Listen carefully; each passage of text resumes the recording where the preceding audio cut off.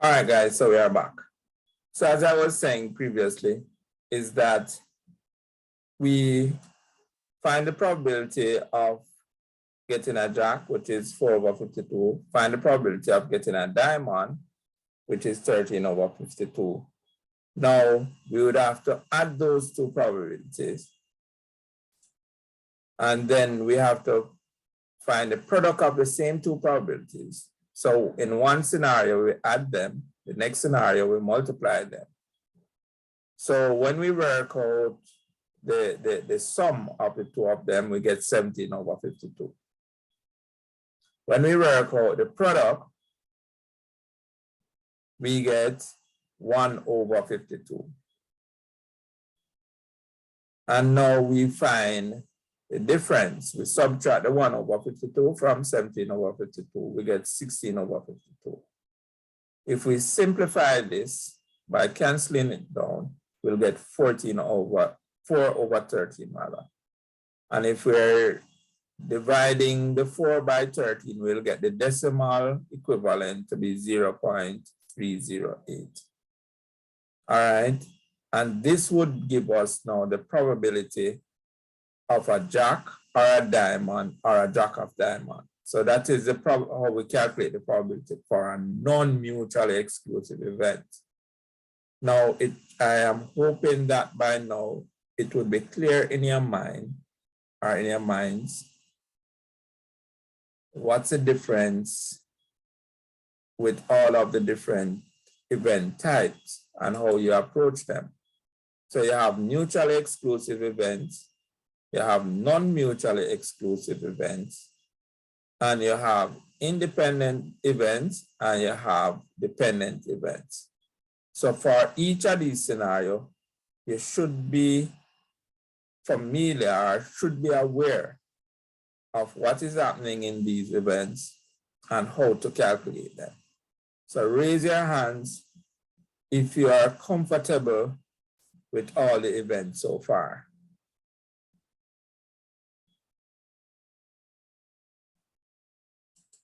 Raise your hand if you know how to calculate mutually exclusive events. Raise your hand if you know how to calculate non-mutually exclusive events.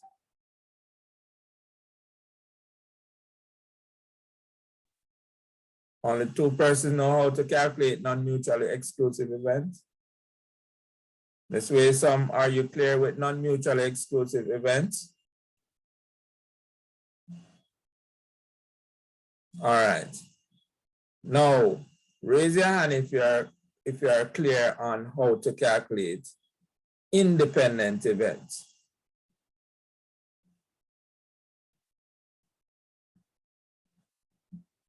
Raise your hand if you are clear as how to calculate dependent events. All right. All right, so with that said, guys, I think you should be comfortable with all the scenarios. Now, so let us look at an example relating to dependent events. So example 1 for dependent event. A bag containing three red balls and 2 blue balls. A ball is drawn at random from the bag and not replaced. And you notice I underline not replaced here. Now that should indicate something to you, so that not replaced is important when you're dealing with dependent events. All right. All right. Find the probability that the ball is red. So that is event 1. So it's a bag containing 3 red balls and 2 blue balls. A ball is drawn at random from the bag and not replaced. Right? Find the probability that the ball is red.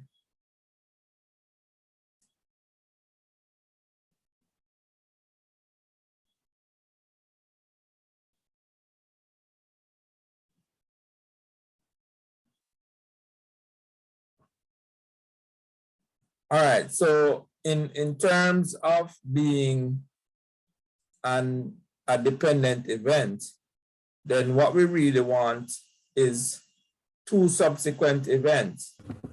So you would find the probability of event 1 of the ball being read, and then you find the probability of event 2 of the ball being read. So because it's a independent event, you have to find the probability of the ball read and read. All right. So in this case, in the first event, the probability of it being read will be 3 out of 5. Because in total, we have 5 balls in the bag. And in the first event, the possibility of getting a red ball is 3. So we have 3 out of 5. Now, in choosing a second ball, which would be a second event, right? And you want that second ball to be red, then what happened now?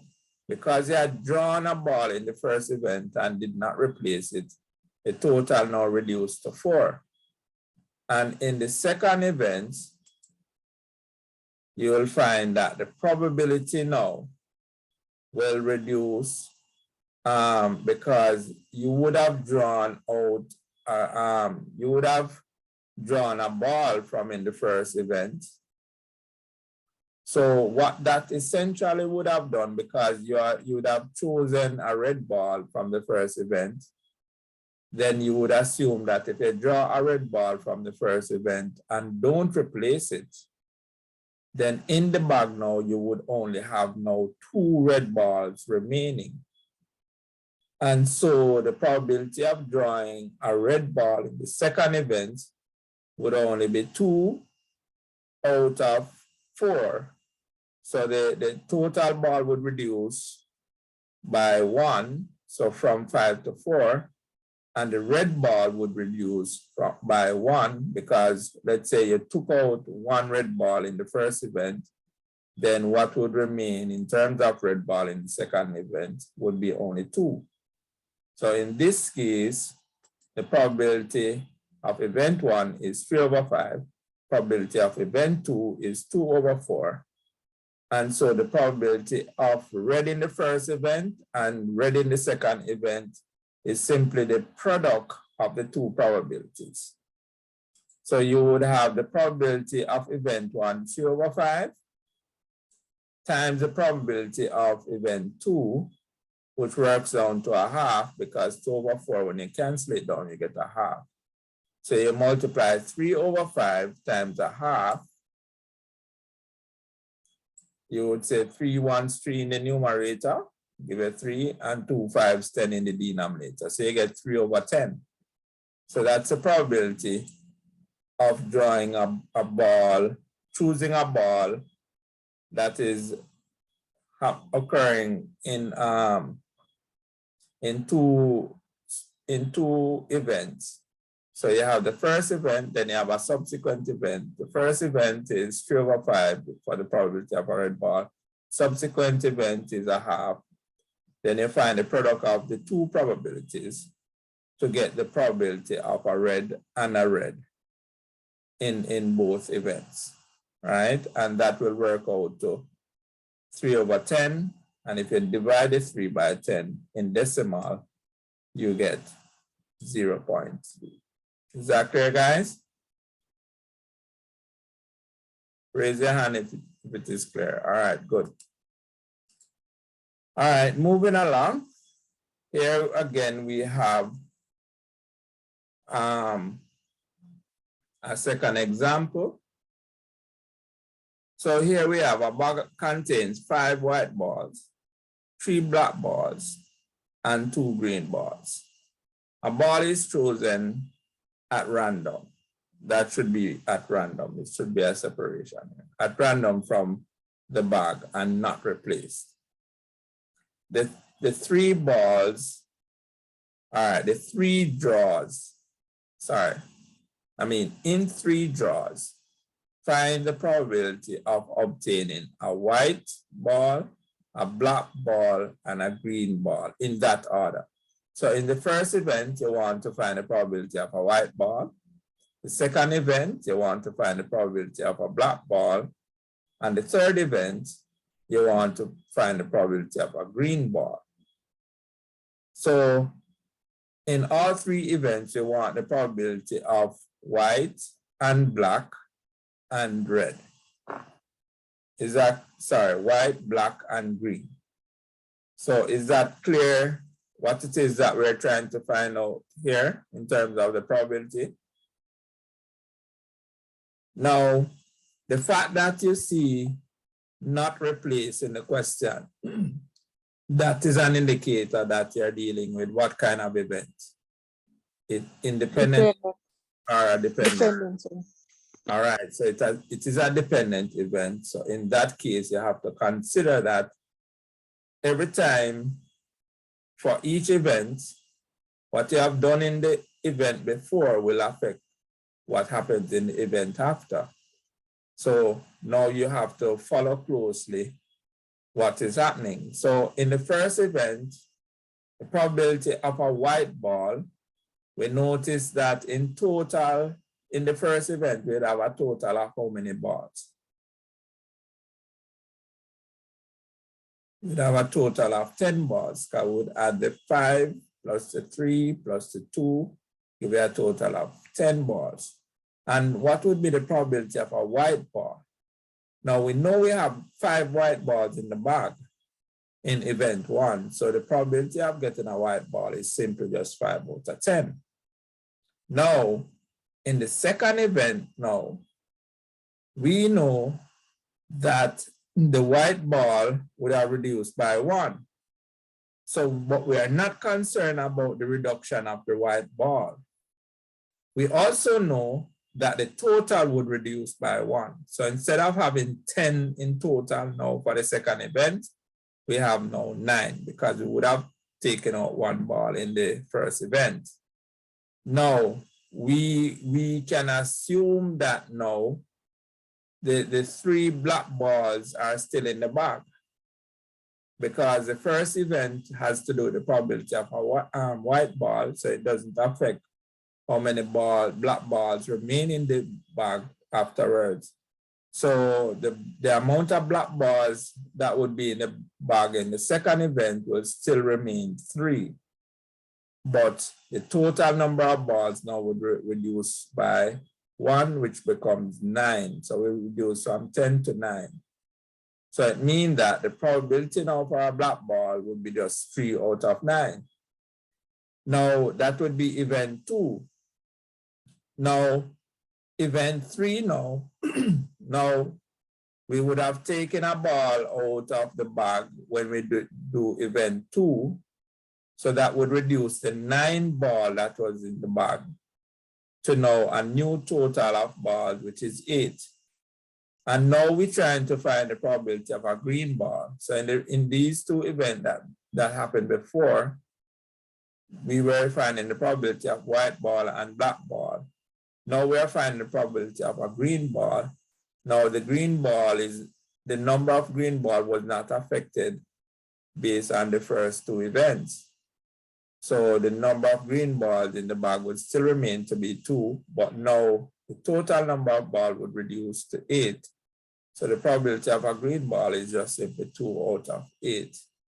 Now to find the probability of a white ball and a black ball and a green ball would be the product of all the 3 probabilities. So we would have 5 over 10 times 3 over 9 times 2 over 8. And if you're doing it in the fractional form, you would multiply all the numerators together. So you'd have 5 times 3, give you 15 times 2, give you 30. So that would actually give you 30 in the numerator. Now, if you multiply the denominator, you multiply 10 times 9. So 10 times 9 times 8, we would get what? 10, 9, 90. And all right. So if you want to say 9/8 give you what? 9/8 give you 72? It's 72, sir. Yeah. Right. And so you have now 10 times 72 would give you 720. All right. So the numerator would be 5 times 3 times 2. That is what gives you the 30. All right. Now we can cancel this down because we see that you can divide the numerator by 10. 10 into 30 give you 3. So you just cross off that 0.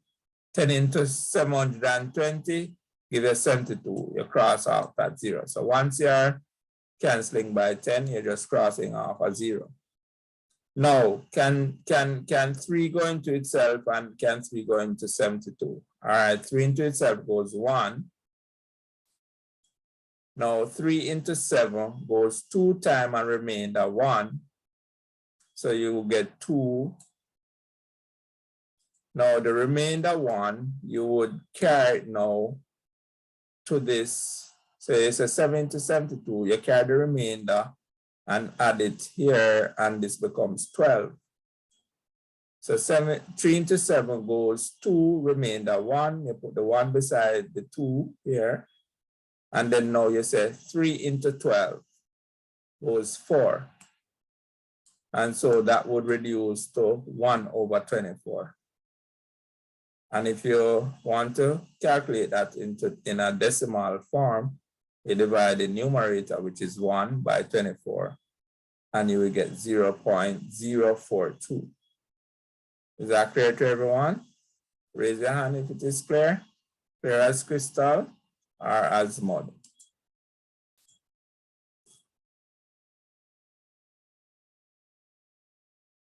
All right, guys, so good to know that you are following so far. All right, so that would be the end of our probability lesson. So I'm going to stop share this now.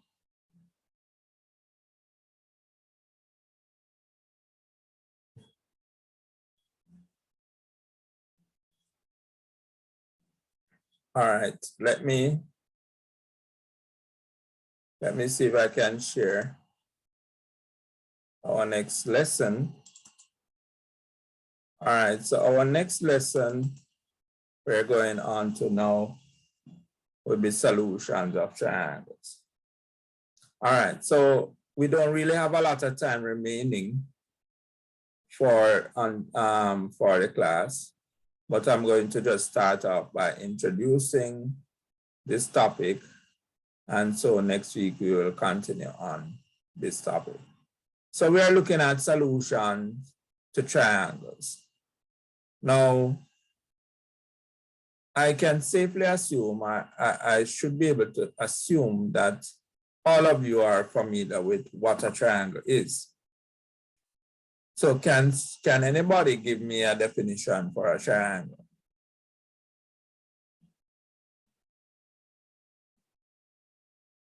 If somebody asks you what a triangle is, how would you define the triangle?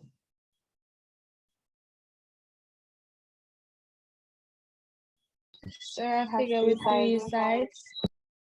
All right, so it's a three-side figure, or if you want to say it's a 3-side polygon. All right, so the sides will be connected at their vertices. So it's a 3-side figure. What else can you say about a triangle? It has 3 sides. It's a 3-side polygon. What else about it? We can say something about the interior angles. What about the interior angles? Anybody?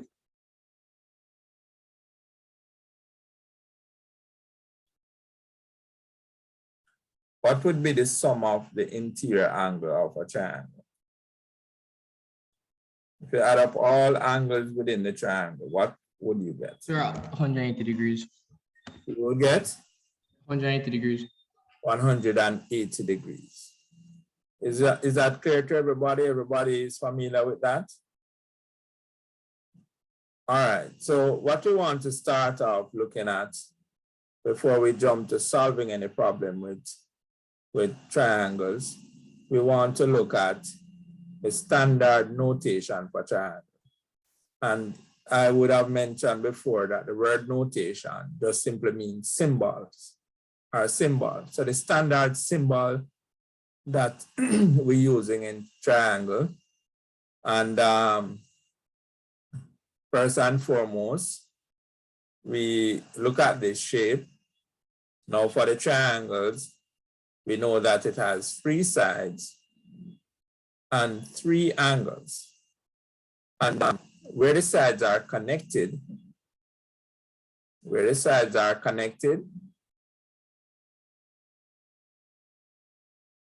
that's where the angles are also formed.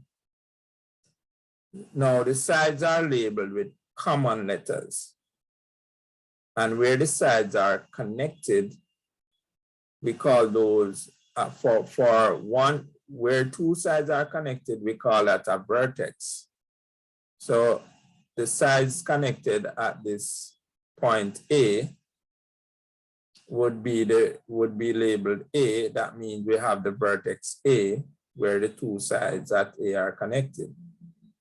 And the other side, the other point where 2 sides are connected, we label B, so that would be the vertex B.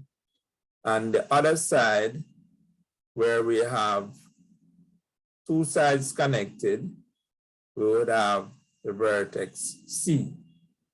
All right, so the side C and B is connected at A to give you the vertex A.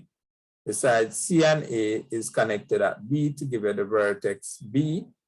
And the sides B and A is connected at C to give you the vertex C. Now, we call the plural of vertex is vertices. So when we say vertices, we are referring to all the points that sides are connected.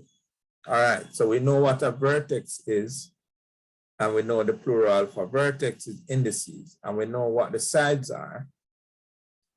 We label the sides with common letters. So that is what we call a convention in mathematics.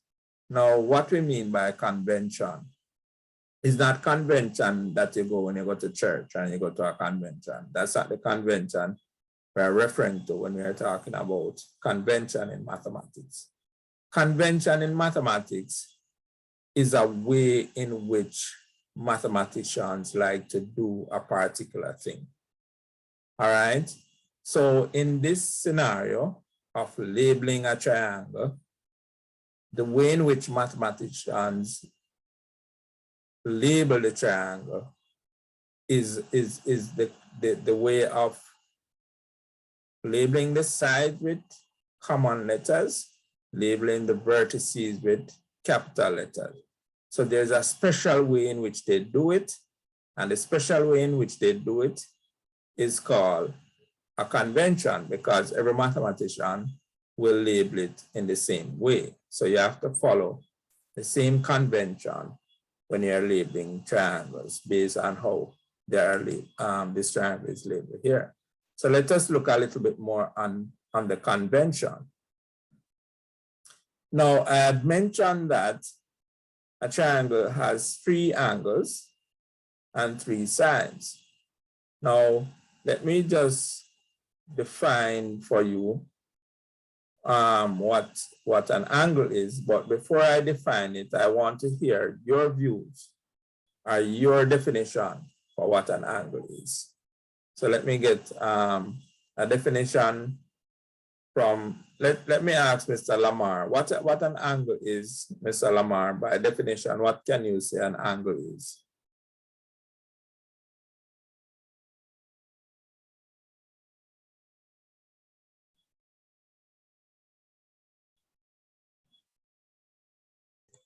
Sir, I was away, but you called my name. Can you repeat, please?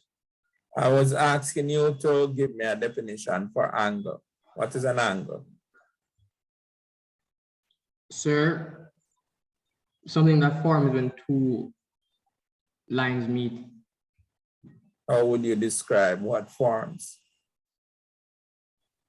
So what type of angle? Not type of angle, but what an angle really is by definition. All right, let me find out from someone else what their views are. Ms. Waysome, what an angle is? Sir, I would basically say the same thing where two lines meet, but making like an intersection, really, so, you know, one go through one and then the little angle thing would be there. All right. So you see, we have to be careful with math terminologies. And sometimes we kind of use them a little bit out of context. Because when we talk about intersection, we are referring to two lines crossing each other at a point. We're not referring to them meeting at a point, but we are referring to them crossing. So where two lines cross, that's what we refer to as an intersection. So we wouldn't refer to where two sides meet as an intersection. We refer to it as a vertex. Is that clear, Ms. Waysome? Yes, sir. All right. So we know that the angle occurs where two sides meet at the vertex, right? But is that sufficient enough to say what an angle is? Can we say an angle is where two sides meet at the vertex? Would that be a clear definition or a suitable definition? Would that really describe exactly what an angle is? Ms. Green, give me your definition for an angle.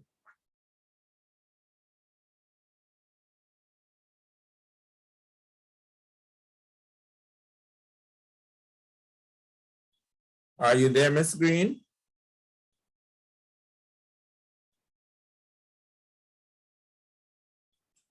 Ms. Green, are you hearing me? All right, let me ask someone else. Mr. Bartley? Mr. Bartley,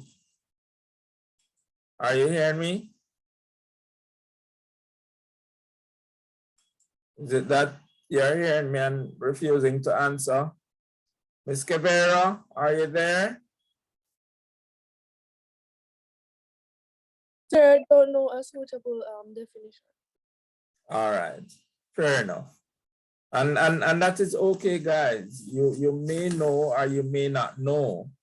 And that's the reason why I asked the question, because I want to ensure that you guys know what the definition is and can clearly define it whenever you're asked, you know, because you have to have knowledge of things when you're doing math and knowledge of concepts and so on. So if we talk about angles, all right, so we know that angles are formed where two lines meet at a point, or if we want to say two line segments meet at a point, right?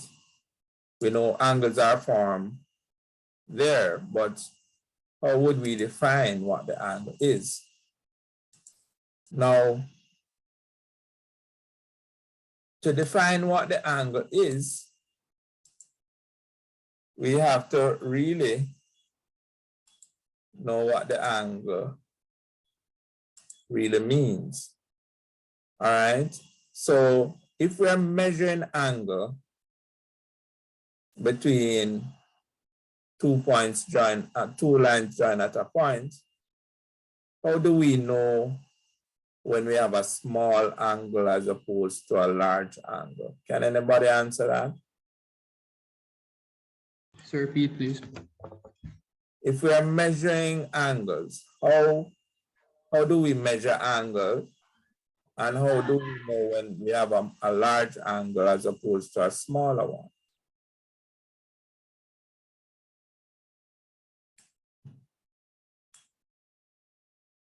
Sir, can you please repeat? I was interrupted.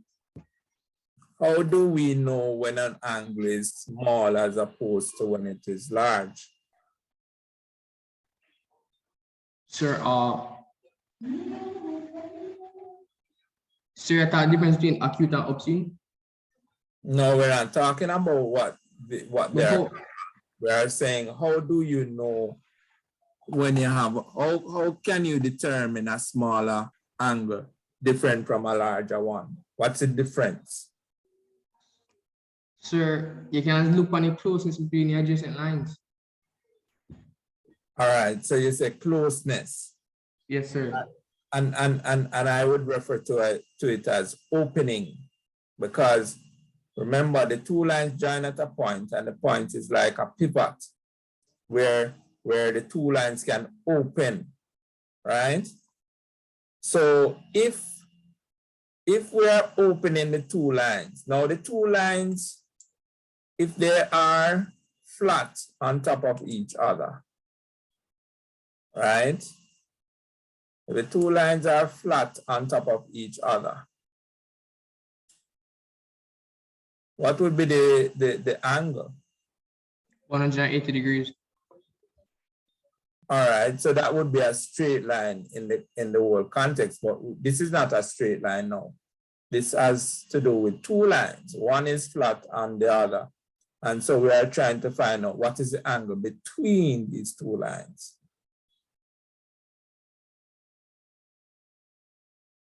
Could you say 180? No, sir. So really the angle between these two lines when they are closed is really 0. Yes, sir. Now, if we are opening up the lines, then the angle would be getting what? The angle is getting larger, right? Bigger, sir? Right. And so how do we relate the angle with the opening? As we open wider, we get bigger angle. So if we are to define what an angle is, then the angle is a measure of the opening between two lines joined at a point. Is that clear? So when you measure the opening between the two lines joined at a point, you're measuring the angle. So that's what the angle is. And so the degree of opening will tell you the size of the angle. The larger the opening is the larger the angle. So by definition, an angle is a measure of the opening between two lines joined at a point. All right. So that should give you a clear definition of what an angle is. Now, with that said, I'm not going to go further into this topic. So we will continue with this. Well, we will somewhat recap from the beginning when we meet next class with this topic. So I'm going to stop sharing now because we are somewhat beyond the time. So we know that the Zoom is going to shut down soon. All right, so let me stop sharing. And just a reminder, guys, hope you are working on your SBAs. All right. And a reminder too, that I will be preparing a test on statistics and probability. So you should prepare yourself for a test for statistics and probability. And I will decide on that date at some point and give you that announcement. Is that clear, guys? So after we have done a test on probability and statistics, our next test will be on algebra. So if you need to prepare yourself, I hope you will follow that order. So prepare yourself for the statistics probability test. And then after that, you can start preparing yourself for the algebra test. All right, guys.